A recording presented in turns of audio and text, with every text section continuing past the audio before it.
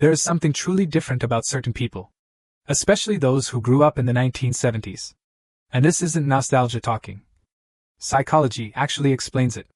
If you grew up in the 70s, your brain developed during a rare moment in human history. A time when freedom was real and responsibility was unavoidable. That combination no longer exists. That's why people from the 70s often look at today's world and smile. Not with judgment. Not with superiority. But because they experienced something that can never be recreated. A childhood that was magical, untamed, and formative. Even today, they say things like, "I wish I could go back and stay there." Or, "We didn't realize how good we had it." The truth is simple. We drank from garden hoses. We were half feral. And it was glorious. Trait 1. Self-directed problem solving. Every 70s kid remembers one sentence. "Go find something to do, or I'll find something for you." And you knew exactly what that meant. So you figured it out. You read books. You rode your bike for hours. You built forts in the woods. Research shows that unstructured childhood builds stronger creativity and executive function. Nothing entertained you. You learned how to create meaning from nothing. Trait 2. Adaptive risk awareness. You climbed trees that were too high. Rode bikes without helmets. Collected scars, and wore them like badges of honor. Psychology shows that children exposed to real physical risk grow into adults with lower anxiety and better threat assessment. That's why in moments of chaos, you don't panic. You solve. Trait 3. Comfort with solitude.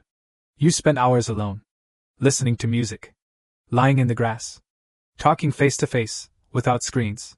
Studies on pre-digital childhood show these individuals feel less anxiety when alone with their thoughts. You learn something rare early on. Boredom is not an emergency. Trait 4. Analog patience. You waited a week for your favorite show. Days for photos to be developed. You memorized phone numbers and hoped the other person was home. Research on delayed gratification shows better impulse control, stronger relationships, and greater long-term success. Your entire childhood trained patience. Something modern life is actively erasing. Trait 5. Unsupervised autonomy. At 8 years old, you left the house in the morning with one rule: be home before the streetlights came on. No tracking. No constant check-ins. No fear. Studies show that children given freedom of movement develop stronger decision-making and internal motivation. Your parents weren't your friends. They were the authority.